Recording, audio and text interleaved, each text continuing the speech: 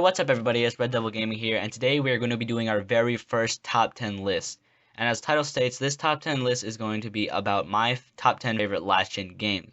Now, before the video starts and before you start posting in the comments, this game is better than this and that game's way better than that one, this list is entirely opinion-based. This list has nothing to do with the hours played or the units sold or the overall popularity of the game, because it's based on my very own opinions.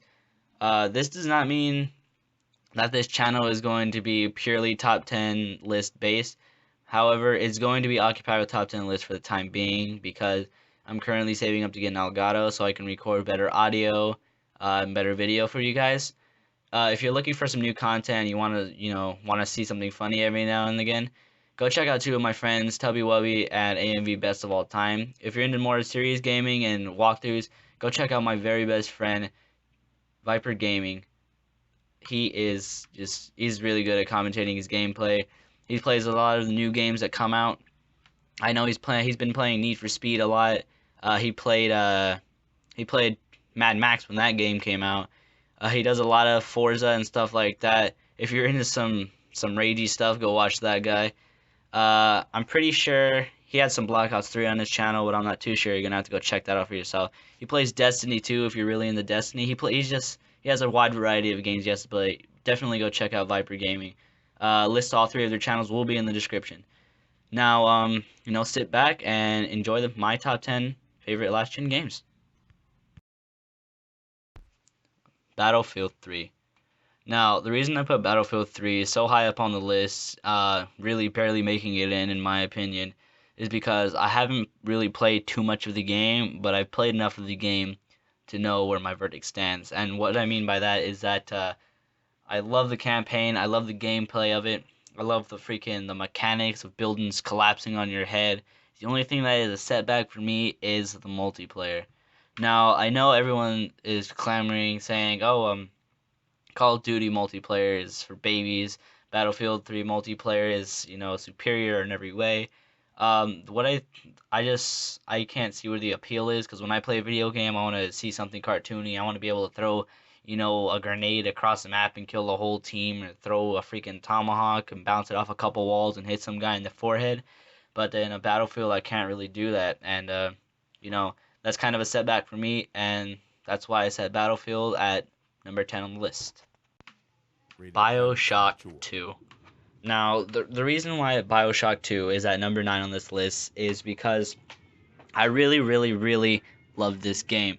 The only thing that was a setback for me is that some of the game mechanics weren't, done to perfection. And I know everyone was really wanting to get their hands on the game, so I feel like the developers were kind of pushing it. And at the time this game was released, this game was one of the biggest titles coming out at its time. And if you know anything about video games, it was probably competing with a Call of Duty game around that time. So, the thing I like about Bioshock 2 is the campaign. Everything about the campaign just, tickles my fancy in just the right way. I love how they, the whole game was like kind of dark and spooky and, wanted you to feel claustrophobic.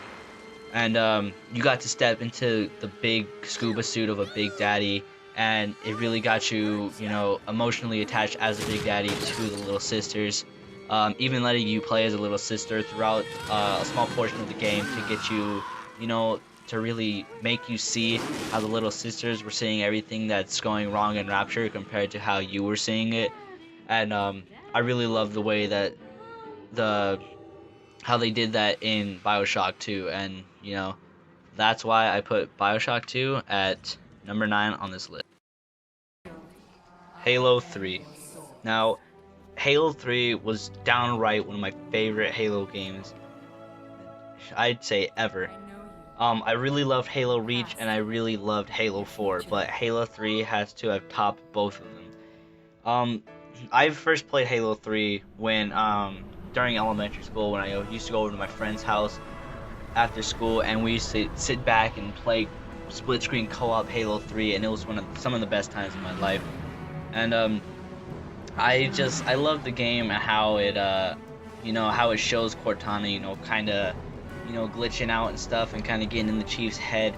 and you know, fighting the Flood in co-op campaign with the Arbiter and stuff. And it's just it was a really really good game, and I loved going throughout the whole game playing just, you know, as the Chief. I love the Chief in every way, shape, and form. He's probably one of the best video game protagonists, you know, ever. That's continued throughout every single one of the titles, except for Halo Reach and ODST. But Halo 3, one of the best Halo games in my opinion, and honestly, I believe this game deserves to be number 8 on this list. Call of Duty Black Ops 2. Now, I know a lot of people would disagree with me on this, but I really, really like this game. I loved everything about it, but the thing that really, really honestly made this game for me was the zombies. Now, I loved the way how the movement in the zombies and the maps and the Easter eggs all became just a little bit more complicated, enough to keep the game fresh, as well as, you know, sticking to its roots. You know, all the new perks, the new maps, the Easter eggs that kind of showed you more of the zombies' timeline and gave you a little backstory on the characters, like Richtofen, Tank Dempsey, Nikolai, and Takeo, and all of those guys. And I honestly, I love that game a lot, and I still play it to this day, and it's been a long while since it came out. I think it's going on its 4th year now of being out. I think it came out in 2012, maybe, I'm not sure. But, you know, I really loved Black Ops, and I loved Black Ops 2 even more. So that's why I put Black Ops 2 at number 7 on this list. Assassin's Creed 4, Black Flag. Now, I really, really like this Assassin's Creed game, and I know others would disagree with me, saying that Assassin's Creed 2 or Revelations is way better than this one, but I just loved where they went with this one. How some random pirate washed up ashore after a shipwreck was able to kill an assassin and, you know, take his wardrobe and pose as him to further progress his story.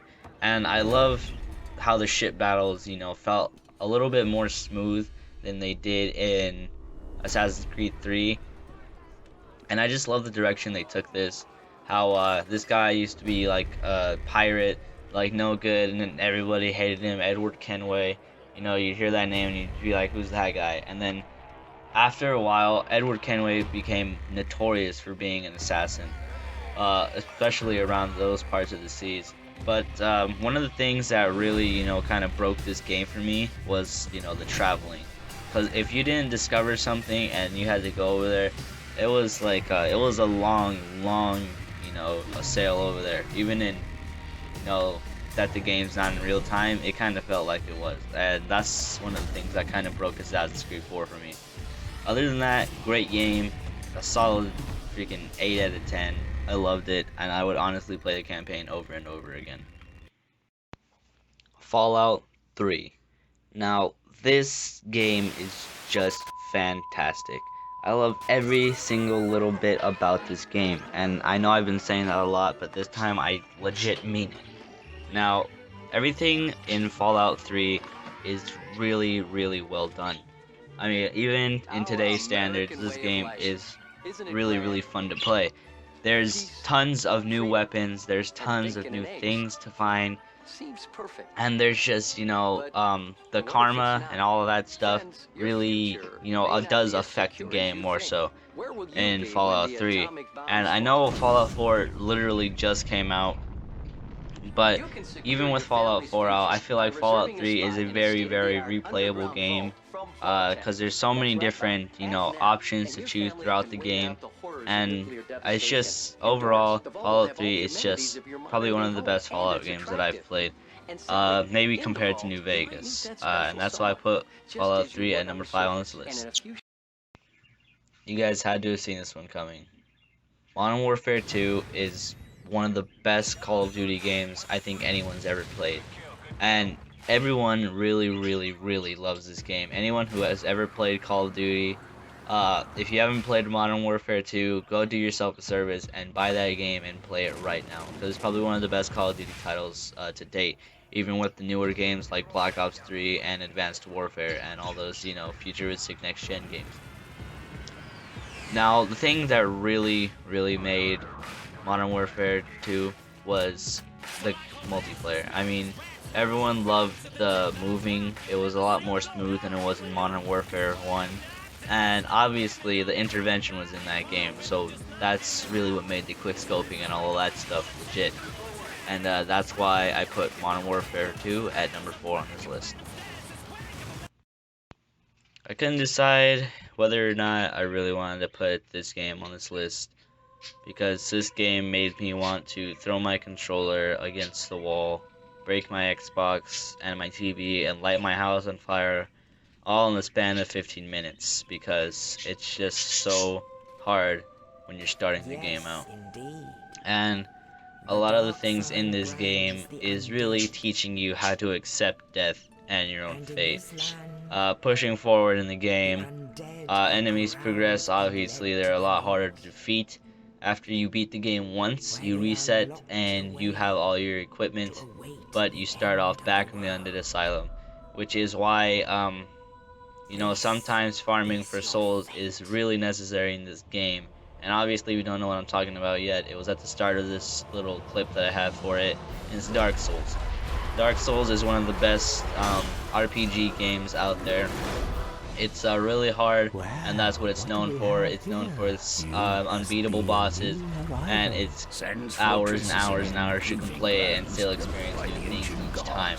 There's tons of new environments that you can play through after you finish your first playthrough to find out and discover, and overall Dark Souls is just a really good game. And Dark Souls 3 is coming out sometime in the future, and you better believe I'm going to be playing that game a lot, because the Dark Souls franchise, really the Souls franchise, you know, Demon Souls, Dark Souls 2, all those games are really known for their difficulty, and I think that's what makes them really popular, and that's why I really love Dark Souls, and that's why I put Dark Souls as number 3 on this list. Skyrim is probably one of the biggest RPGs out there, even to date. And I think what makes this game so, you know, replayable is the fact that you can do so many different things. There's so many side quests and so many side objectives that you can do. And that's what makes this game so replayable. And honestly, how big the map is, you can play this game 2 or 3 times, and the 4th time you play it, you can still discover new things and new side quests.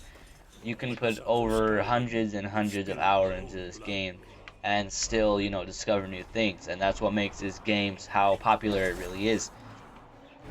Skyrim, to me, what made this game for me was the fact that, you know, making all this new armor and these new weapons and the new enemies, and honestly, the new customization abilities for, you know, making your own character.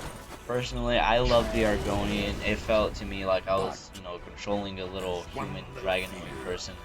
And being the Dovahkiin as an Argonian just made me feel, you know, made me feel politically correct. And I really love Skyrim, and honestly, I would continue to play that game right now if my Xbox was working with me, but it's not. So that's why I put Skyrim at number 2 on this list. And coming in as number 1 on this list is Far Cry 3. Now, before you disagree with me and start raging in the comments, hear me out here. Far Cry 3 is probably one of my favorite games, because obviously it's number 1 on this list. I love Far Cry 3 because of these few things. The replay value is great. You can replay this game over and over and over again, not because you get different outcomes, but because it's just so fun to play and to explore the gorgeous island. And you know, playing on harder difficulties obviously makes it a little bit more challenging, getting you, you know, just making it more fun to be Brody, the protagonist in this game. Someone who escapes Voss's prison camps knowing nothing, and then is taught by some of the local rebels, and basically, you know, goes to further on explore the island and kill Voss and Hoyt, and just, you know, basically be the king of this island. And another thing is there are a couple, you know, A or B choices that you can do to the outcome of the end of the game. And those 2 choices are either kill your friends or stay there and become, you know, king of the island. And I think it's really clever the way they did that. And then the ending of the game is just spectacularly done. And I think Far Cry 3 really deserves to be on the top of this list.